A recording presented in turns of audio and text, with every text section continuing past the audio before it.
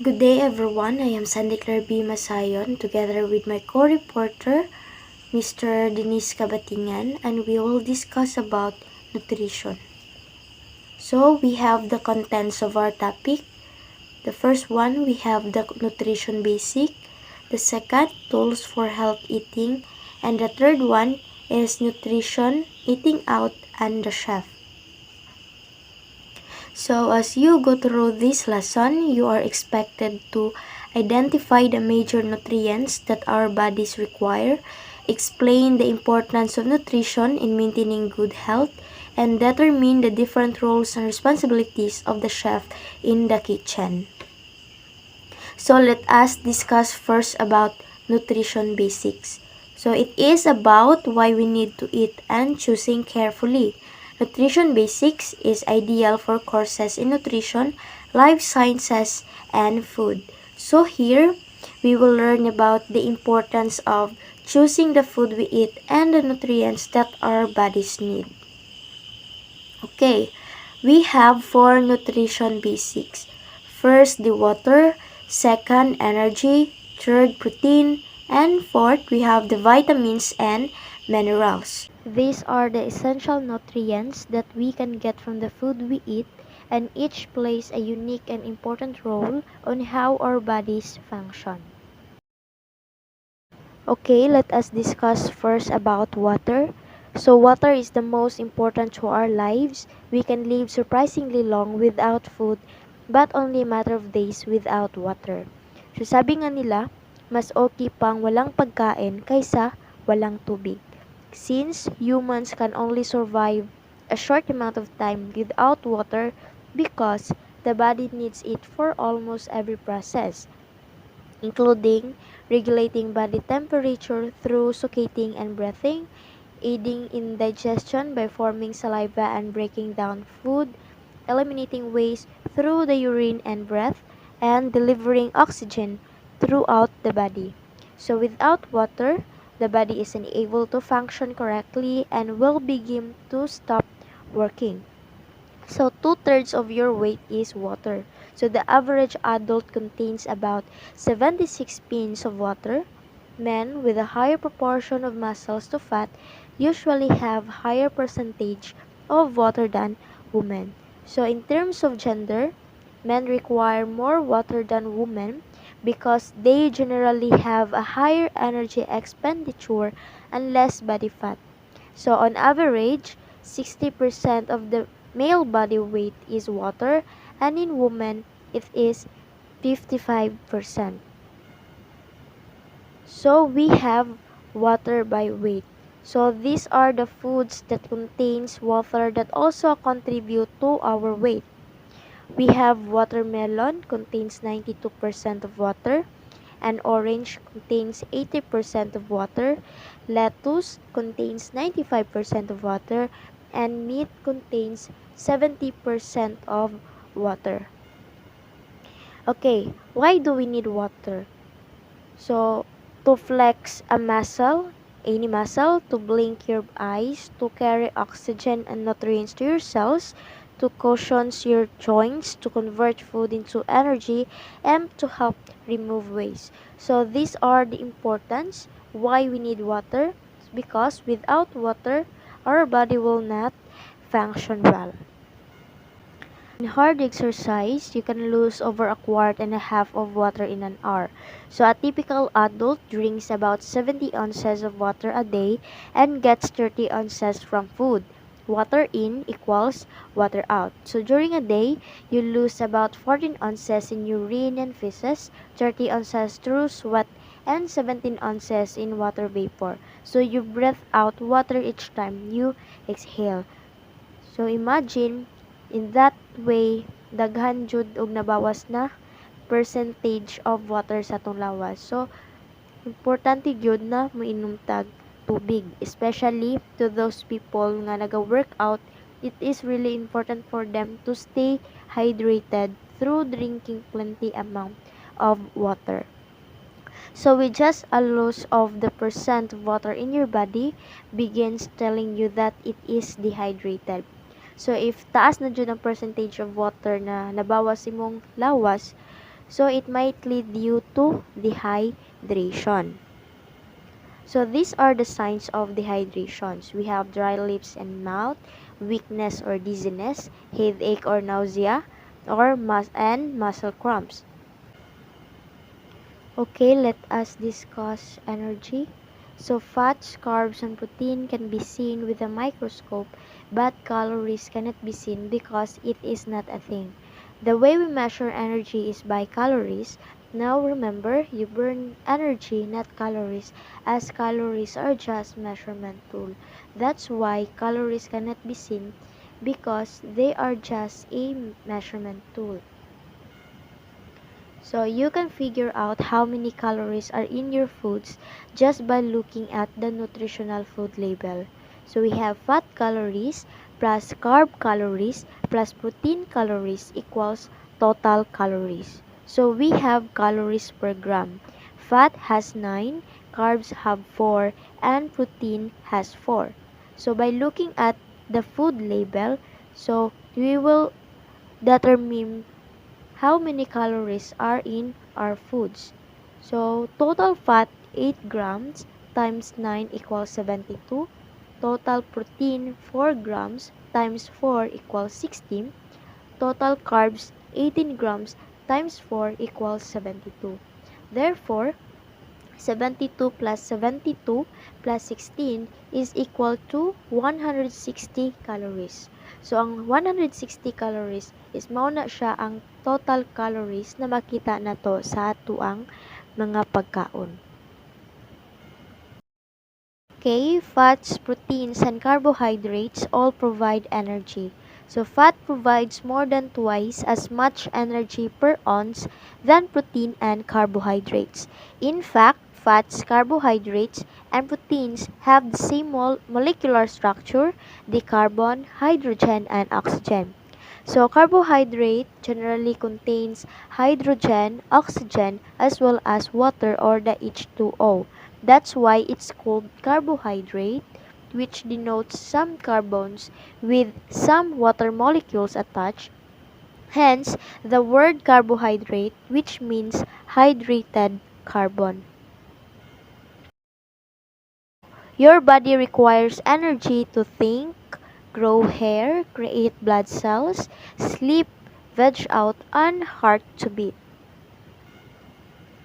Okay, the more energy you use, the more energy your body requires. So, since daghan man kag energy na gigamit, so daghan po kag energy na gi-require sa imuhang body para and the next makabuhat na po kag another activity by using energy. So, nutritionists recommend you get energy from a variety of foods. 55% from carbohydrates, 15% from proteins, and 30% or less from fat. So every cell in body requires a sugar called glucose. Your brain can only use glucose for fuel. So glucose is a form of sugar. It is the primary source of energy for every cell in the body because the brain is so rich in nerve cells or neurons. It is the most energy demanding organ that using one half of all the sugar energy in the body. So, next we have the protein. So, each of the trillions of cells in your body is mainly of water and protein.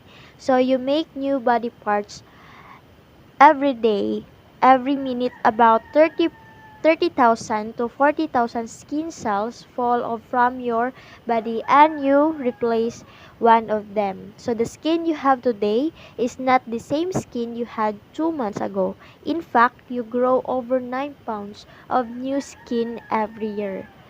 Because protein is an important building block of bones, muscles, cartilage, and skin. So our body uses it to build and repair tissue. Each protein is made of amino acids linked like beads in a necklace. We use about 20 different kinds of amino acids and arranged into thousands of proteins. So amino acids are the molecules that combine to form proteins. So before ang proteins is ma-create sa atong body is we need different kinds of amino acids. So each protein is organic specific. That means the protein your skin needs is different from what your lungs or heart needs. So, ang protein na ginakailangan sa tong skin is different from the protein that our lungs and heart needs. So, animal protein contains all the essential amino acids you need to make protein. So, we can also get essential amino acid from animal protein. We also get protein from plants. The best plant source is soybean. Its protein does have all the essential amino acids. An egg has nearly the perfect balance required amino acids that our body needs. So, it is important for us to eat these foods that contains amino acids that our body needs to make proteins. Okay, let us proceed to vitamins and minerals, which are the last part of the nutrition basics. So, vitamins and minerals are considered essential nutrients because acting in concert, they perform hundreds of roles in the body. They help shore up bones, heal wounds, and booster your immune system. They also convert food into energy and repair cellular damage.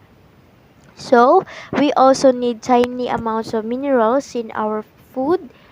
Plants drop tiny bits of minerals washed from rocks by rain or dissolved in fallen leaves. So, from this, we can get an amount of minerals that our bodies require. So, at this moment, your blood may contain iron that was once found on a cliff centuries ago in Arizona. So, from food, we get iron, calcium, iodine, phosphorus, sodium, potassium, magnesium, chlorine, copper, cobalt, zinc, and manganese, and among others. So, minerals are important for your body to stay healthy. Your body uses minerals for many different jobs, including keeping your bones, muscles, heart, and brain working properly. Minerals are also important for making enzymes and hormones. So, there are other chemicals we got from food in very small amounts are called vitamins and are commonly named by letters of alphabet A, B, C, and so forth. So, vitamins help almost every chemical reaction in our bodies. We need vitamin C to make collagens. That's a protein that gives your skin both strength and elasticity. Without vitamin K, your blood doesn't clot and nosebleed could be mean life or death. So, vitamin K plays a key role in helping the blood clot, preventing in excessive bleeding. So, unlike from many other vitamins, vitamin K is not typically used as a dietary supplement. So we can make a red blood cells without vitamin B12. So vitamin B12 is an essential vitamin found in foods such as meat, fish, and dairy. It can also be made in a lab and is often taken with other B vitamins. So vitamin B12 is required for the function and development of many parts of the body, including the brain, nerves, and blood cells. So once again, the four nutrition basics, we have water, energy, protein, and vitamins and minerals. So we are done with the first content of the topic. So let us proceed to tools for health eating. What is healthy eating? So healthy eating is to maintain health and prevent disease. So healthy eating means eating a variety of foods that give you the nutrients you need to maintain your health, feel good, and have energy. And it involves the key principles of adequacy, balance, variety, and moderation. So let us discuss this one by one. So first we have the adequacy and balance. Diet provides all the essential nutrients, fiber, and energy. Diet provides the correct proportion of nutrients. So which means being nutrition secure through the appropriate consumption of energy and all essential nutrients in sufficient amounts over time. So this principle leads to optimal nutritional status in which both under and overnutrition are avoided. So if you practice inadequacy, it causes you to undernutrition that may leads you to malnutrition. And if you practice overnutrition, um, it might lead you to overweight and obesity. Next, we have the variety. So diets contains a mixture of different food groups and foods with each group. So variety involves eating different foods from all food groups. Eating a varied diet helps to ensure that you receive all the nutrients necessary for a healthy diet. And lastly, we have the moderation.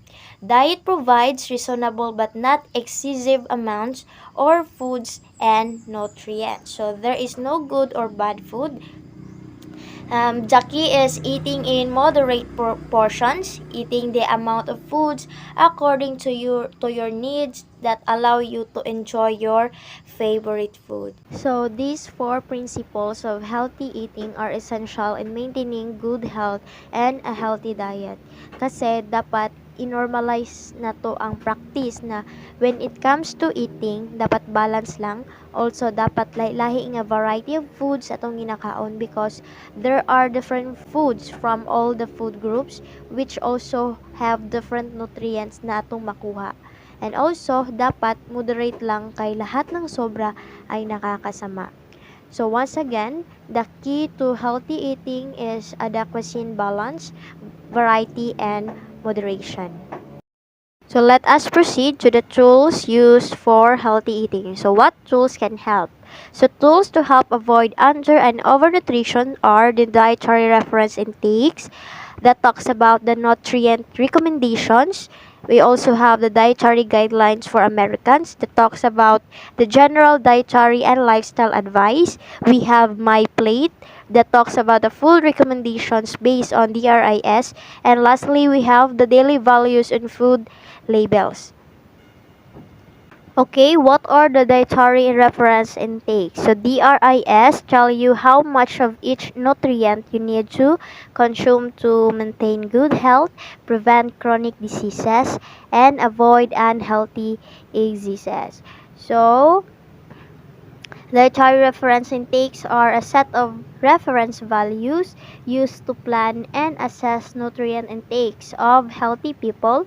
They are used widely in designing and evaluating research studies and results, developing dietary guidelines and food guides, planning and tracking nutrition-related public health programs and diets for military personnel, and creating patient and consumer counseling and educational program. So it was issued by the U.S. National Academy of Sciences Institute of Medicine, and it is updated periodically based on the latest scientific research. So this tool is used to calculate daily nutrient recommendations for dietary planning based on the dietary reference intake. So these represent the most current scientific knowledge on nutrient needs developed by the National Academy of Sciences Institute of Medicine. So take note, dietary reference intakes comprise a set of at least four nutrient-based reference values,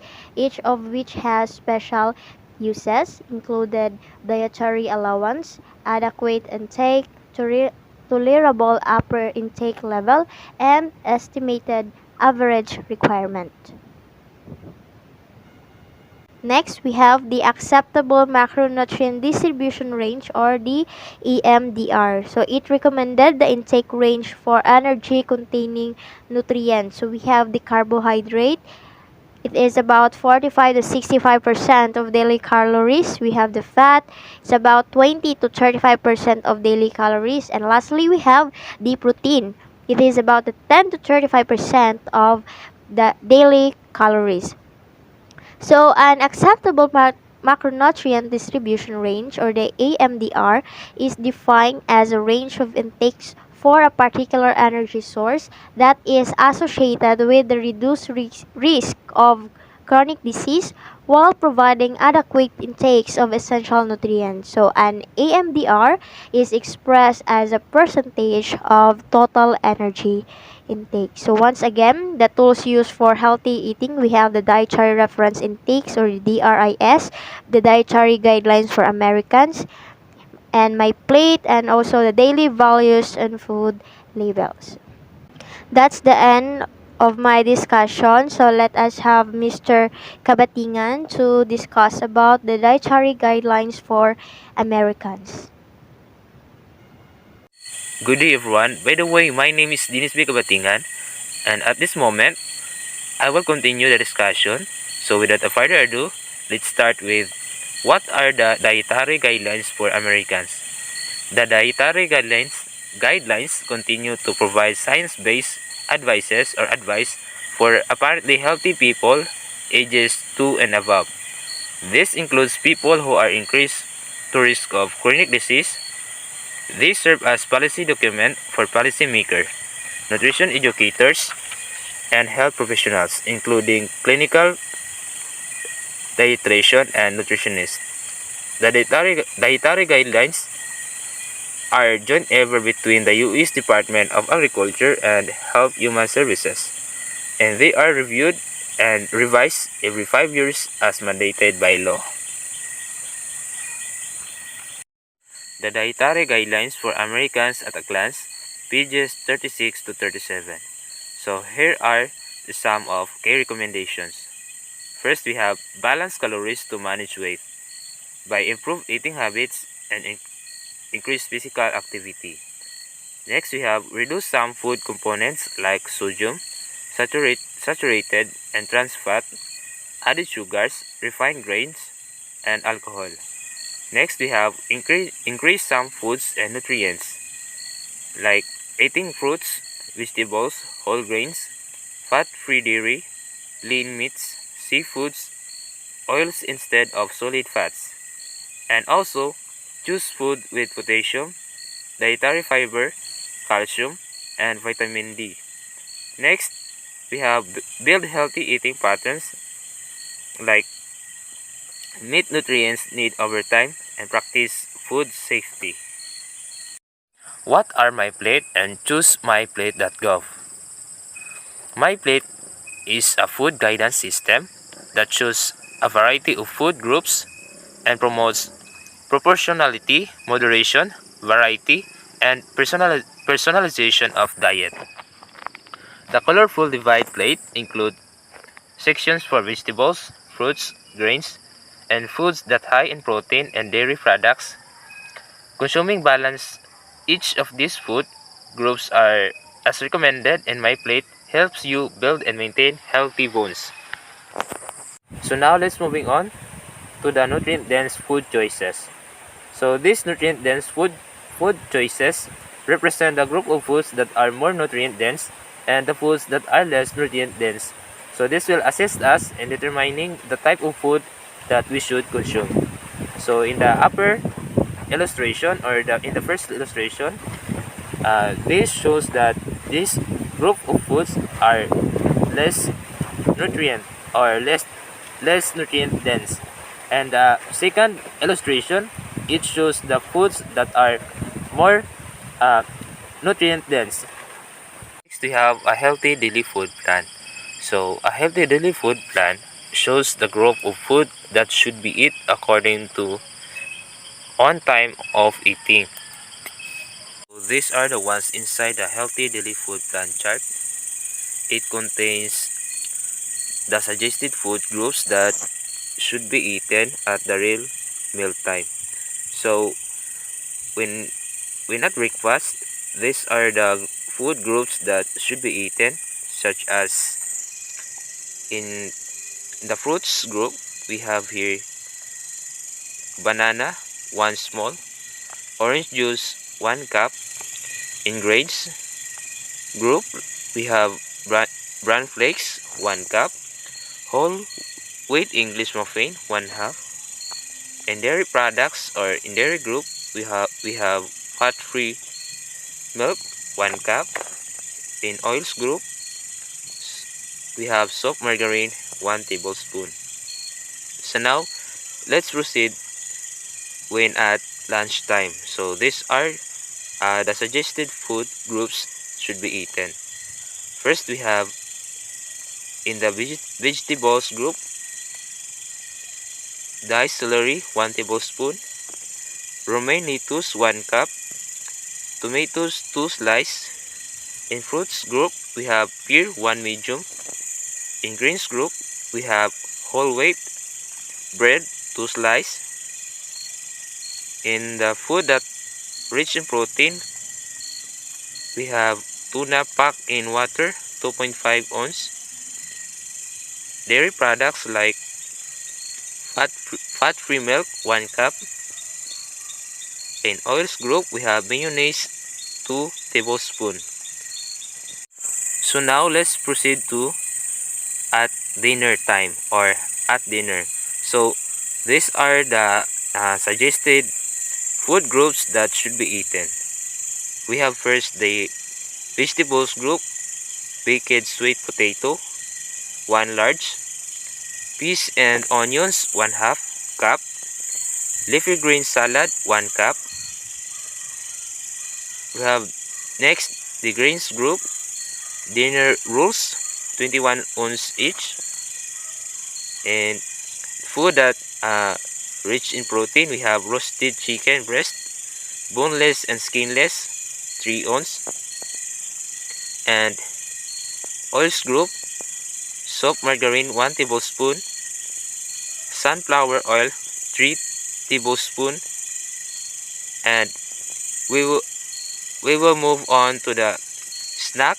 When you're eating your snack, there also uh, a suggested food groups that should be eaten. So we have here in the fruits group, dried apricots, 1/4 cup, and oils, low fat vanilla yogurt, 1 cup. So those are the suggested food groups that should be eaten at the real meal time.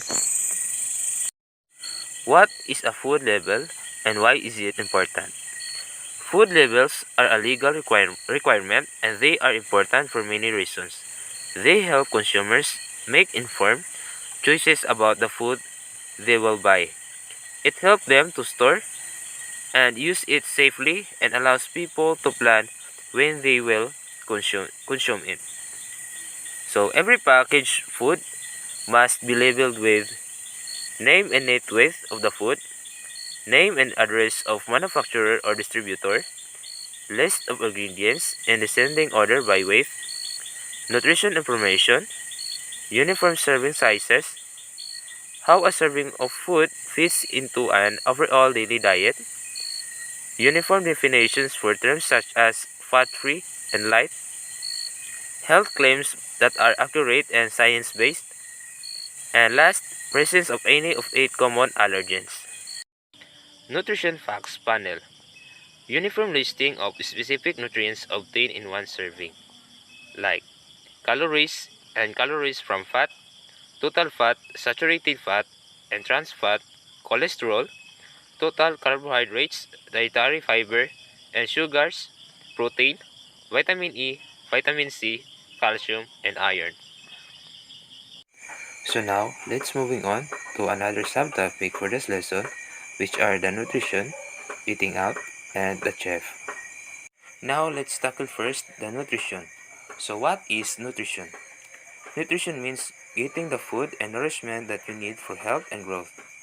Without nutrition, we grow weak, sick, and at the very worst can even die. The healthy human body needs 7 different kinds of nutrients to thrive, like proteins that we can get from eating fish, seafoods, and dairy products. Carbohydrates that we can get from eating fruits, grains, and legumes. And also eating food that rich in fiber, fats, vitamins, and minerals. And also from drinking water like 8 glasses a day. What is the importance of having a good nutrition? Good nutrition is important for your body and processes. It is important to have a balanced diet rich in all nutrients to ensure that no deficiencies or hormonal imbalances are created in the body. Nutrition is also important for you to boost your immunity and give it the ability to fight against diseases. So, just like now that we are facing the current problem of health, which is the COVID-19 pandemic, so it is very important that we have a strong immunity to avoid harming this disease.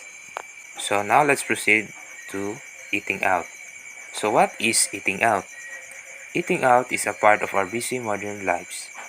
Eating out means is to eat in outside the home or in a restaurant.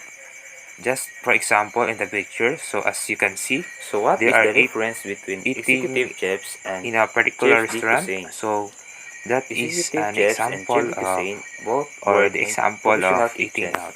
but their So now roles are let's talk very about distinct. the advantages and the Executive chefs disadvantages are of eating responsible out. for managing The very large advantage of kitchens eating or out groups is of that restaurants, you can where try chefs new de foods. cuisine is running only a Cooking single something new can facility. be quite intimidating, especially if you're unsure about whether you'd like it or not. So eating out allows you the freedom to try something new without the investment of your time and effort. Second, you do not have to cook. Like I mentioned earlier, cooking takes a lot of time and commitment. Sometimes you may just not have the time or energy to prepare a meal, and eating out would be an easier option. Third, you get to spend time with family and friends. Food has been a way of bringing people together for a long time. So naturally, eating out with family and friends is enjoyable. Going to a favorite restaurant with a group of people you value can be a great way to bond with one another. Fourth, it's easier to feed large parties. Whether you're whether you are throwing a party or just planning on meeting with a large group of people, planning food for a lot of people can get quite difficult and costly. Eating out or catering can make this issue a lot easier, as it allows you to relax when it comes to preparing food for everyone. In some cases, catering from restaurants can also be cheaper than preparing food by yourself for large groups. Disadvantage of eating out is that it's more expensive. Restaurant food tends to almost always be overpriced. Frankly, most times you can make the same if not similar dishes from a restaurant menu at home for much cheaper. It may be a better option for you to stay in and make your meal at home rather than spending money outside. You can also make a meal with items you already have in your fridge at home rather than spending more money on groceries. Second, you can tell what nutrients in your dish or food. More than often than not, restaurant menus don't come with nutrition labels next to their dishes. Even if they do, most of us wouldn't look them over before ordering or preparing the food. Often restaurant dishes contain a lot more calories, carbs, and sugar than you may think. This can easily lead to you to eating unhealthy and straying from your protocol diet. This also can make it quite difficult to journal your food. It's really important to keep track of your food. Cooking at home allows for you to know every item that goes into your meal and makes it easier for you to gauge if you are truly eating something healthy or not. So, for better control over what goes into your body, so choose to eat at home. Third, you can control the way the dish is prepared.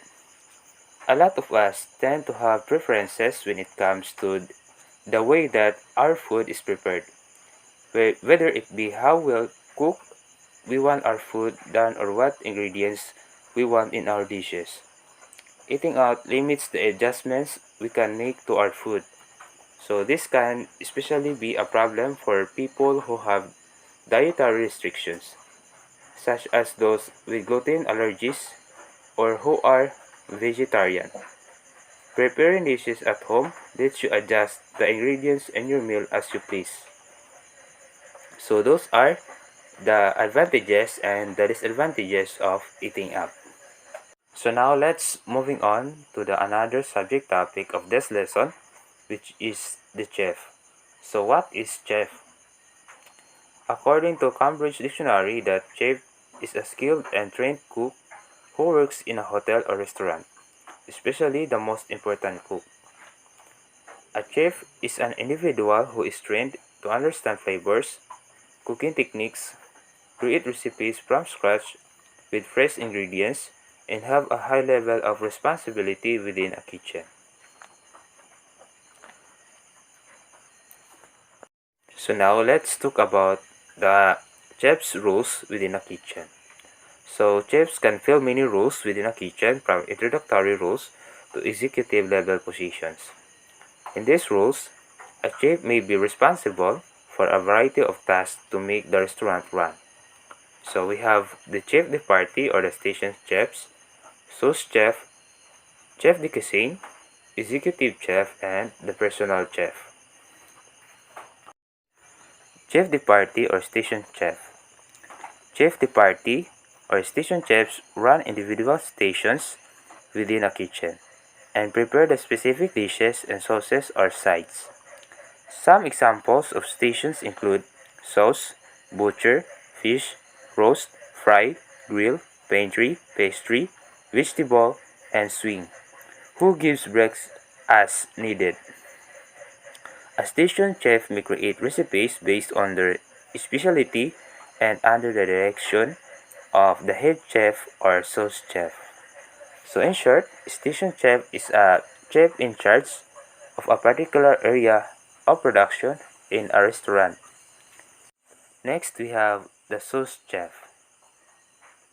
Sous chef is the deputy chef who is the direct supervisor of the kitchen. They are in charge of preparing food, supervising the day-to-day cooking, and filling the role of head chef if there is not one present or need to fill in. So a sous chef is responsible for planning and managing food preparation and restaurant kitchens. These skilled individuals perform a range of duties including planning menus, training new staff, and recording inventory. Next we have Chef de Cuisine. Chef de Cuisine is the head chef. Head chefs are the individuals running the kitchen on the day-to-day, assuming manager duties, supervising staff, making purchases, and working with the restaurant manager to create new menus and recipes. As the most senior staff member, the chef de cuisine oversees all aspects of the workplace and keeps staff on their toes. Next, we have the executive chef. The executive chef is the top chef who manages kitchens based on operations, cost, managing multiple locations, and the business side of the kitchen. They don't traditionally cook on the day-to-day, but they certainly have the ability to in a pinch. Executive chefs have climbed through the ranks for years to earn this position. What does an executive chef do? Before and during meals, an executive chef oversees preparation work and ensures that all meals leaving the kitchen are consistent in presentation and quality. An executive chef must be active cost controlling and maintain of food cost, supervise and coordinate all related culinary activities.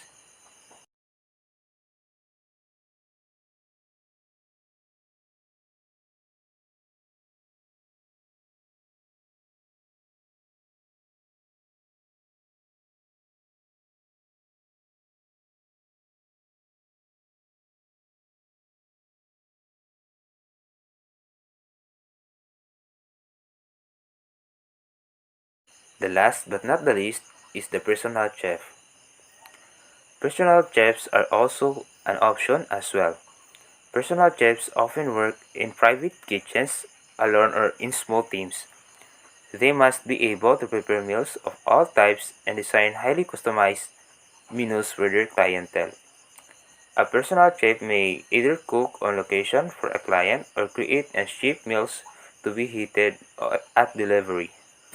These types of chefs are typically employed by busy professionals and families who do not always have the time or desire to prepare their own meals. So, thank you for listening. That's all for our discussion, and we do hope that you learned something from it. Thank you.